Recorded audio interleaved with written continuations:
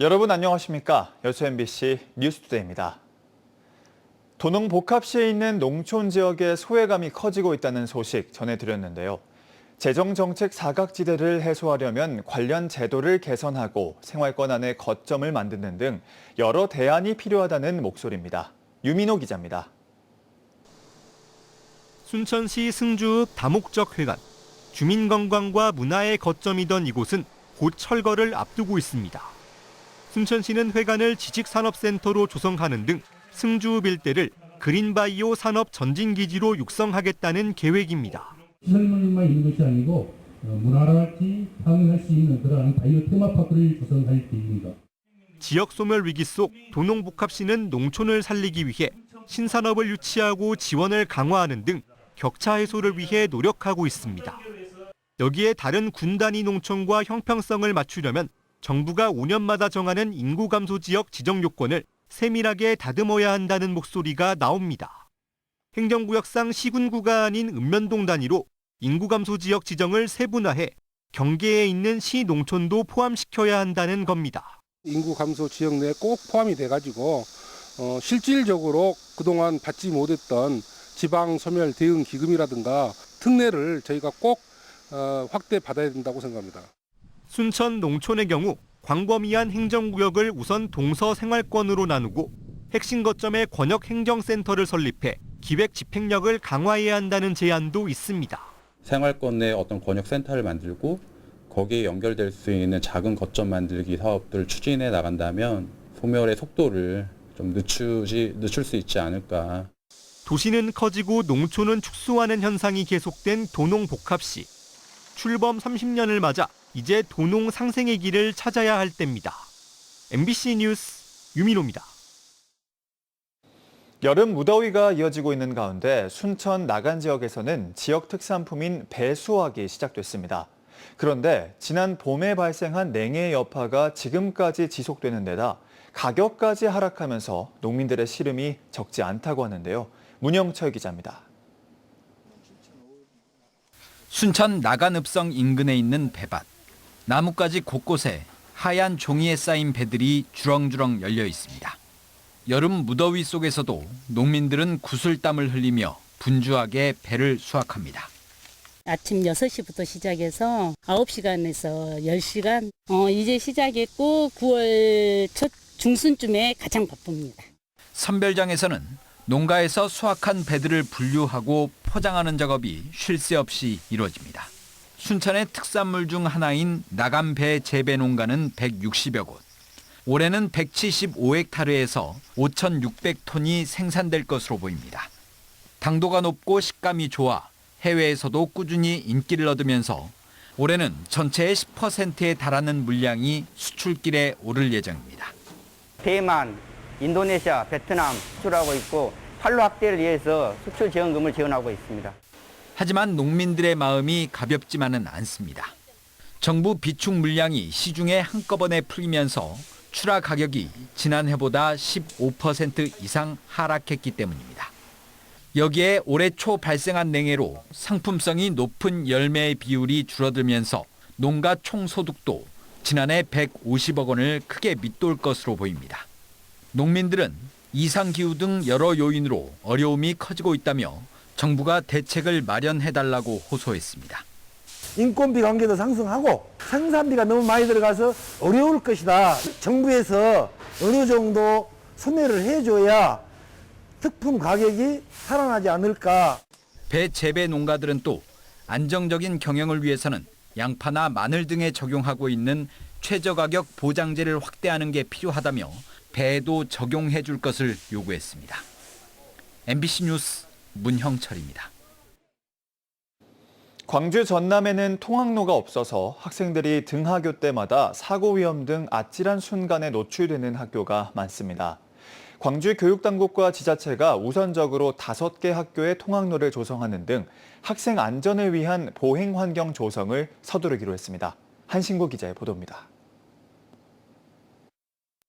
광주 북구의 한 초등학교 하교 시간. 학원 차량과 인근 주민 차량들이 뒤엉킨 사이를 학생들이 위태롭게 지나다닙니다. 학교 후문에 학생들이 보행할 수 있는 인도가 없어서 위험을 무릅쓰고라도 건너 다닐 수밖에 없습니다.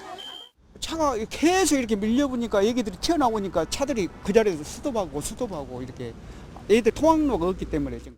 그나마 등교 시간대엔 학교 후문 일대의 차량을 통제해서 사정은 났지만 차량 통제에 따른 운전자들과 주민들의 볼멘스러운 민원에 항상 맞닥뜨려야 합니다.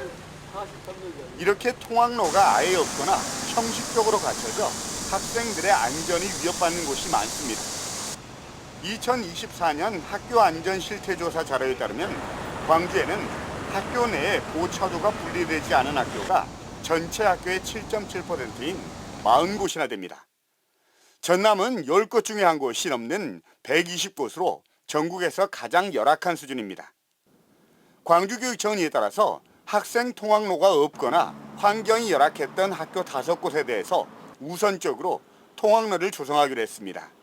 광주 문화초와 양산초, 송우초 등 통학로와 관련된 민원이 많았던 5개 학교가 대상인데 폭 2m 규모의 보도와 안전 펜스가 설치되고 과속 방지턱을 횡단보도로 활용하는 등 학교와 일대 교통 특성에 맞춰 추진됩니다.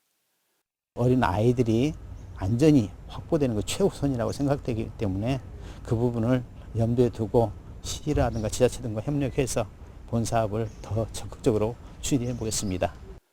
교육청이 학교 부지를 일부 제공하고 지자체가 보도 등 교통시설을 조성한 뒤 유지관리 업무를 맡는 협업 방식으로 이루어지는데 학생들의 안전한 통학을 위해선 무엇보다 예산 확보와 정책 당국의 적극적인 의지가 선결돼야 합니다. 한편 광주 지역의 학교 내외 안전사고는 지난 2021년 23건, 2023년 15건, 올해 상반기에는 이미 17건이 발생하는 등 꾸준히 발생하고 있습니다. MBC 뉴스 한신구입니다. 연말정산 소득공제를 노려 현금 영수증을 부정 발급한 여수시 공무원들이 1심에서 선고유예 판결을 받았습니다. 광주지법 순천지원 형사 4단독은 여수시청 공무원 1명에 대해 징역 3개월에 선고유예 1년을, 나머지 공무원 3명에 대해서는 징역 2개월에 선고유예 1년을 결정했습니다. 이들은 지난 2017년부터 2020년까지 공공체육시설 사용료에 대해 자신이나 동료 명의로 현금 영수증을 부정 발급해 연말정산 시 소득공제를 받은 혐의로 재판에 넘겨졌습니다. 한편 검찰은 1심 판결에 불복해 항소한 것으로 알려졌습니다. 광주지법 순천지원 형사 1단독은 집시법 위반 혐의 등으로 기소된 김석 순천 YMCA 사무총장에 대해 징역 6개월에 집행유예 1년을 선고했습니다. 김 사무총장은 지난해 5월 여순사건 진상보고서 작성기획단이 순천을 방문했을 당시 기자회견을 하면서 사전에 집회신고서를 제출하지 않은 혐의 등으로 재판에 넘겨졌습니다. 한편 여순 역사 왜곡 저지 범국민 비상대책위원회는 이번 법원의 결정은 여순 사건 역사 왜곡을 자행한 자들에게 면죄부를 주는 것이자 진상규명을 위한 공익활동에 족쇄를 채운 판결이라며 항소 과정에서 적극적으로 대응하겠다고 밝혔습니다. 광주시가 추진한 광주공항 국제선 임시 취항이 사실상 무산됐습니다. 광주시에 따르면 국토교통부의 국제선 취항을 요구해온 시는 국토부로부터 국제경기와 국제행사 등 특정 목적에 한해 부정기편 취항을 허용하는 원칙에 어긋난다는 이유 등으로 불허 입장을 확인했습니다. 또 국제선 부정기편 취항 시 안전 문제가 우려되고 막대한 예산이 투입된다는 점 등을 불허의 근거로 든 것으로 전해지고 있습니다. 한편 무안공항 콘크리트 둔덕에 대한 사고조사위의 조사 결과 발표가 연말로 연기됨에 따라 무안공항 재개항도 뒤로 미뤄지게 됐습니다. 쌀 과잉 생산이라는 건 결국 생산된 쌀이 그만큼 제대로 소비되지 못하고 있다는 뜻입니다. 변화하는 식습관만을 탓할 수 없는 상황에서 쌀 가공을 통한 후방 산업을 육성하고 수요처를 넓혀야 한다는 목소리가 커지고 있지만 현장의 분위기는 여전히 시큰둥합니다. 박종호 기자입니다. 쌀 산업 다각화를 위해 정부가 2023년부터 전략적으로 육성 중인 가루쌀. 가루쌀은 밀가루처럼 재분이 가능한 품종으로 수입밀의 일부를 대체할 수 있을 것으로 주목받으며 전문 생산단지가 지난해 135곳, 올해 151곳으로 확대됐습니다. 하지만 이상고온과 잦은 강으로 피해가 커지면서 올해 재배 면적은 당초 15,000여 헥타르에서 9,500헥타르로 축소됐고 농가 재배 의지도 위축되고 있습니다. 특히 올해 6월 말 기준 정부가 매입한 2024년산 가루쌀 2만 1,000톤 가운데 판매는 6.1%인 1,300톤에 그쳐 수요도 여전히 미진한 상황입니다. 농림부는 시장 수요 확대를 위해서 가루쌀 제품 개발을 위한 식품업계 적극 지원이랄지 중장기적인 소비 기반 구축 등 실효성 있는 대책을 내놓아야 하겠습니다. 지난해 12월 12일 농식품부는 소비자 수요에 맞는 고품질 쌀 생산 체계 개편을 선언했습니다. 2005년 이후 모두 12차례에 걸친 시장 격리에도 불구하고 쌀값 불안정이 반복되자 내놓은 특단의 대책이었습니다. 재배 면적 감축과 쌀 품질 고급화 같은 생산 단계에서의 처방을 빼면 눈에 띄는 전략은 바로 신규 수요 창출. 최근 4년 연속 성장세를 이어온 김밥과 떡볶이, 냉동밥 등 가공식품 시장을 염두에 두고 가공용 쌀 소비를 2022년 57만 톤에서 2028년 72만 톤까지 확대하겠다는 계획을 발표했습니다. 이제 장립종이나 또는 가루쌀 이런 가공용이나 수출용 같은 특수한 목적의 것들이 먼저 우선적으로 재배가 돼야 되고 그렇게 해서 규모 경제가 생기면 하지만 이 같은 정책이 정작 실수요자와의 연계 전략 없이 낙관론에 기대고 있다는 지적도 나옵니다. 너무 희망적 사고를 하기에는 생각보다 가공을 해도 지금 우리가 낳는 양을 상쇄하기에는 일반적으로 좀 많이 좀 이렇게 못 미치더라 이렇게 보는 게 맞는 것 같고요. 쌀 소비 감소세를 가공품 확대 처방만으로 돌파할 수 있을지도 미지수입니다. 한 해 469만 톤의 쌀이 생산됐던 1995년만 해도 1인 가구가 164만 가구에 불과했지만 현재는 800만 가구를 넘어섰습니다.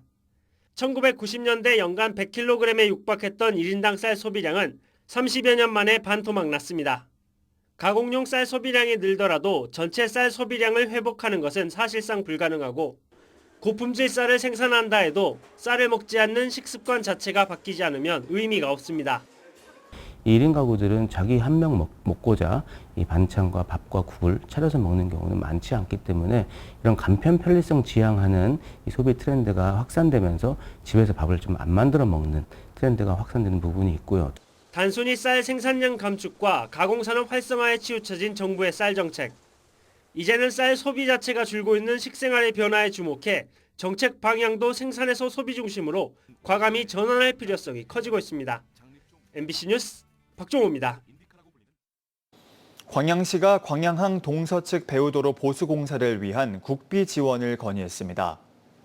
광양시는 여수지방해양수산청장에 광양항 동서측 배우도로 내 교량 등 도로 구조물 42개소, 총 11.4km 구간을 대상으로 한 보수 공사를 위해 98억 원의 국비 지원을 건의했습니다. 시는 광양항 배우도로가 국가 물류 거점 항만을 연결하는 핵심 기반 시설로 노후화된 교량과 도로의 안전 확보를 위해 조속한 국비 지원이 필요하다고 강조했습니다. 한편 여수지방해양수산청은 광양항 동측과 서측 배후 도로를 각각 2002년과 2012년 광양시로 이관했으며 이관 당시 도로 보수와 보강에 필요한 사업비를 국가에서 지원하겠다는 내용의 협약을 체결한 바 있습니다. 광양보건대가 내년 학자금 지원을 받을 수 없게 됐습니다. 교육부에 따르면 최근 학자금 지원제도 심의위원회 심의를 통해 2026 학자금 지원 제한 대학 전국 17개교 가운데 광양보건대가 최종 포함됐습니다. 광양보건대는 이번 학자금 지원 제한 대학으로 지정됨에 따라 2026학년도 1년 동안 신입생과 편입생에 대한 국가 장학금이나 학자금 대출이 사실상 불가능하게 됐습니다. 광주 전남 기업들의 체감 경기가 1년 가까이 기준치를 밑돌며 부진한 것으로 나타났습니다.